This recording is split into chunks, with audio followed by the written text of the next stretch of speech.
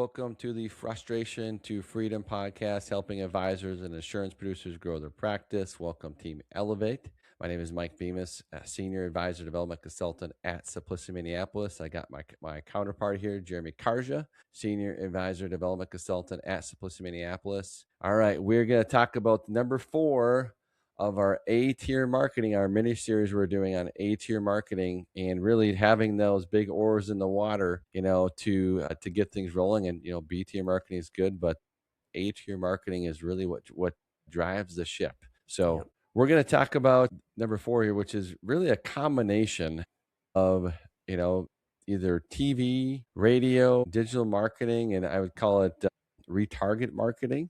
We'll talk about that. So, Jeremy, give me your first initial thoughts on this subject, TV, radio, digital marketing. Yes, the media oar. So the media oar is one of the oars that most advisors either never get to, never want to get to, and they just don't even tap this source at all, which is okay. In fact, our mentor, he never tapped this source, right? Yep. He just didn't need to. He was doing $40 million a year of personal production without tapping this oar. So he never had to, right? Now, if for some reason you like this concept better than, the other 3 A-tier marketing oars, you're welcome to do it. It's a harder one to start typically, but it can be very beneficial long-term. So I think we should start them off on those harder ones first, and then we'll work our way into the easy ones of it. So TV, obviously, probably the hardest, right?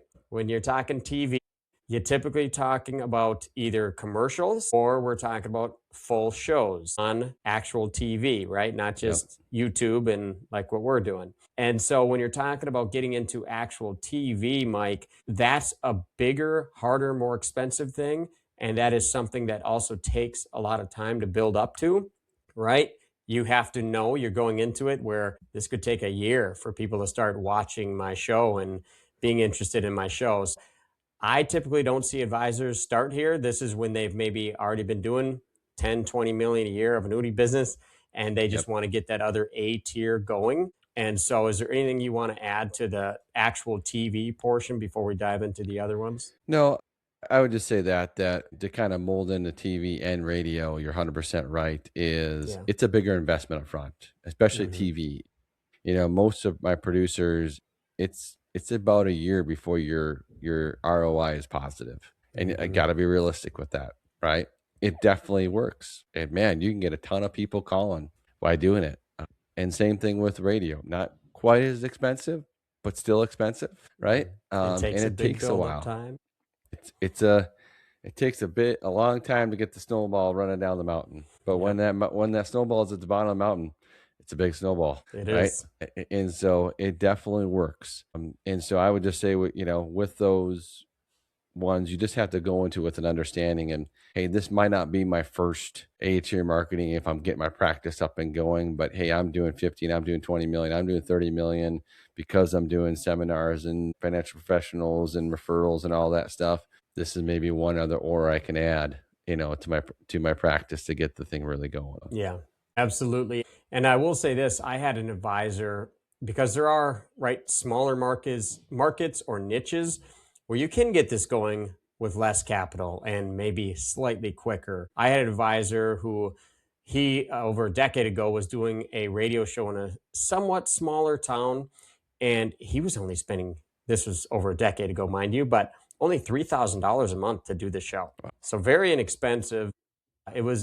He had it from years before, so they kept him at a low rate. And we were looking at it and looking at his ROI. After we tweaked some things, we got his ROI really strong on this one radio show. And I told him, hey, you want to grow your business?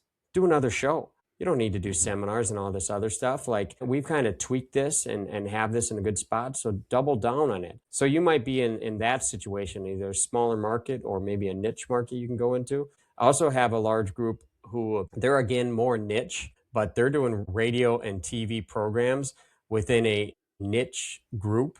And those individuals are doing extremely well, right? One of them does over 20 million a year.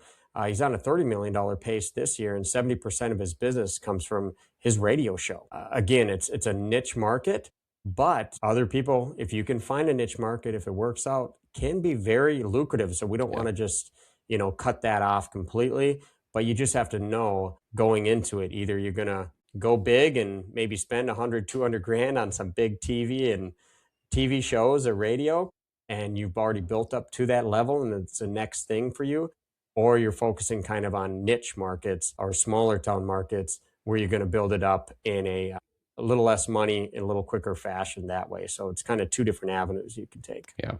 I will say, let's to kind of pivot a little bit with TV and radio. One thing you can do with that is it can really drive, the rest of your marketing as well. So if, a lot of producers do seminars and TV and radio. One of my True. producers right now, he has a TV spot on his local TV station, kind of sort of a smaller market. I call it a mid market, and he is promoting his seminars at Mm. because he does a paid educational class. He does our Social Security classes. He does some dinner seminars for client events, and he talks about those events that he does on the TV. So it helps fill those seminars, and because it's a mid market, his costs aren't as high. Yeah, I So like that. It's that's what my advisor does. He's got radio and TV.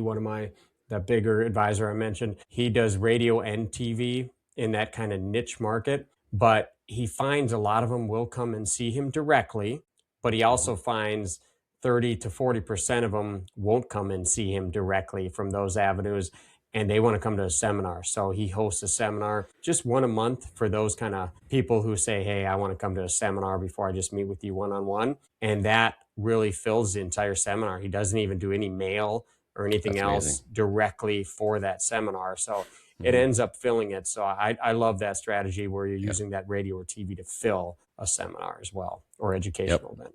So let's talk Now, about yeah, digital. yes, Digital. I thought you So might go there. yep. So I think digital is the same thing.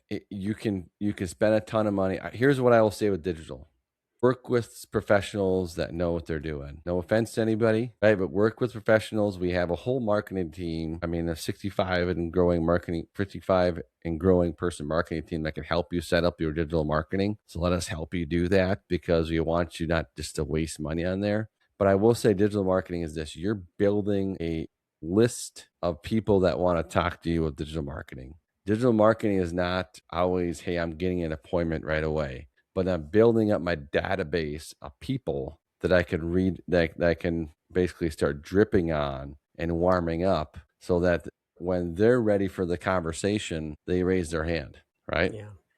Yeah. And again, the producer I was talking about earlier, I'll say a lot of my producers have been doing, if it's seminars or digital marketing for years, one thing that's been really effective is I almost call it remarketing to them, and you can use some of the technology out there where, if your wife, Jeremy, looks at maybe some certain shoes, Googles them, then all of a sudden she's on Facebook and Instagram, and crazy that those shoes pop up.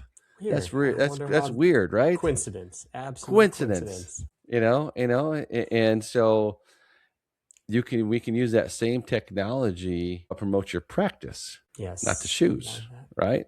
And Love that. so when those people are on Google or on Facebook or on Instagram or TikTok or whatever it is, we can retarget them with your next seminar. We can retarget them with your next educational class, or hey, book an appointment with me, or hey, download this guide on Social Security or on taxes or on long-term care, right? And so we can take all these leads, you've already paid for that mail list from the mailer, right?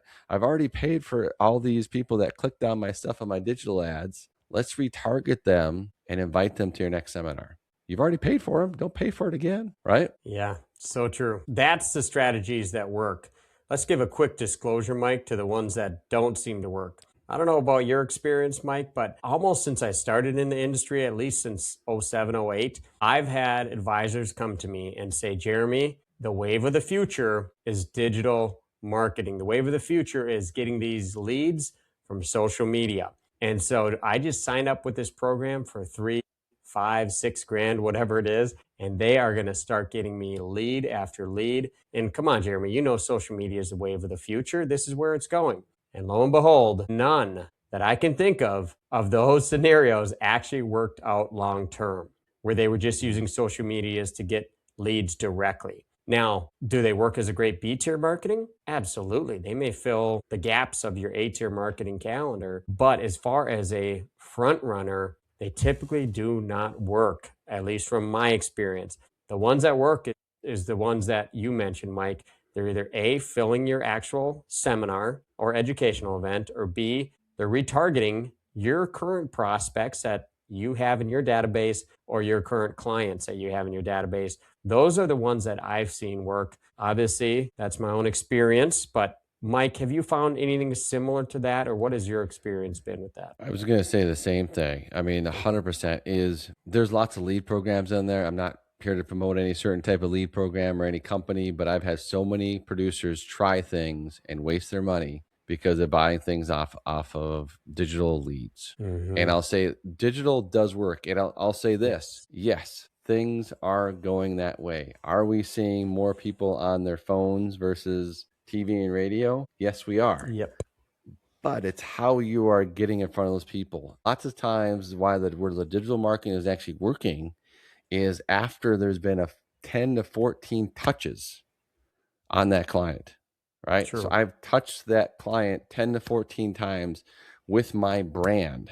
And there's so many studies out there of trust, of how to create trust, and people buy from brands that they can trust, that are reputable. And so how many times have they seen your brand? If they Google you, what are they going to see? And that's how digital marketing has been effective. Mike, don't we have a team of like 40 marketing experts that help all of our advisors at no cost too? It's actually 65. It's just 65. Wow. It just keeps growing. And growing. 65 and growing. 65.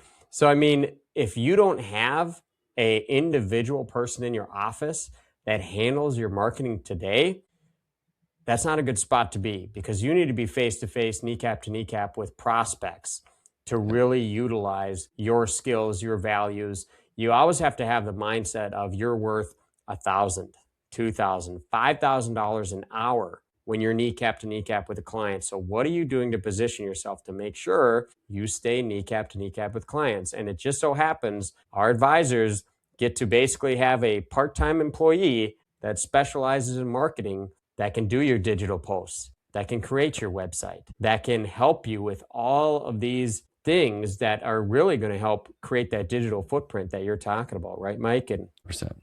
Yeah. Now, there's an easier way to get into radio, I hear, too. Can you tell us a little bit about that? Easier way to get into radio? Something called podcasts or something? I don't know. Yes. Yes. I don't know. Do people do those? Oh, that's right. We're on one right now. Well, yeah, that's right. That's what this is. Yeah, I would say that we can help you get a podcast, a YouTube channel going. It's actually easier than you think. Even Jeremy and I could do it. If we can do it, anyone can do it. So can you. And the big thing about that again is you're building a brand, right? And that's when you have a podcast, there's systems that we can coach you to where you can be on Spotify, you can be on iTunes and YouTube, like boom, it's simple. And we can teach you how to do that. And I think the big thing is you're building a brand, and if people follow you, and those are, again, other ways that you can retarget all those people that you've already paid for and to create them back to your website to get an appointment. Yeah, it's something really unique. I was just talking to one of my advisors that's very successful in the radio world. And one thing he told me that's very interesting is that a lot of the clients who come in to see him from his radio show, they are ready to do business. Now, we have a rule, we try to never do business on the first meeting, right? But these individuals have listened over and over and have already built up the trust, which is one of the main reasons why people buy or don't buy, right? They trust you. Trust. So the nice thing about a podcast or a radio show or TV or that digital footprint is the trust is already built. So they know who you are, what you do, what you recommend.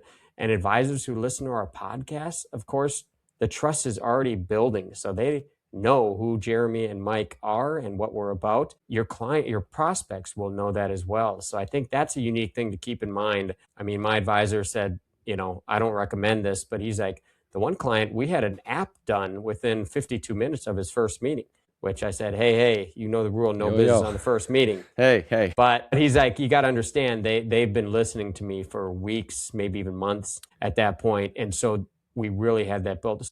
The podcast is an easy way to get your foot in the door. Now, would I consider a podcast, YouTube channel, A-tier marketing? No, absolutely not. But it is a great B-tier marketing and a way to build your brand that opens a door to potentially more A-tier marketing where you can funnel people from your podcast. Hey, remember, we have our seminar at the beginning of every month in so-and-so location, and you're plugging that and they show up for that event, and now you're filling your A-tier calendar. Yep. Go to my website. I have my next events posted there. Register through my website. Yeah. Right?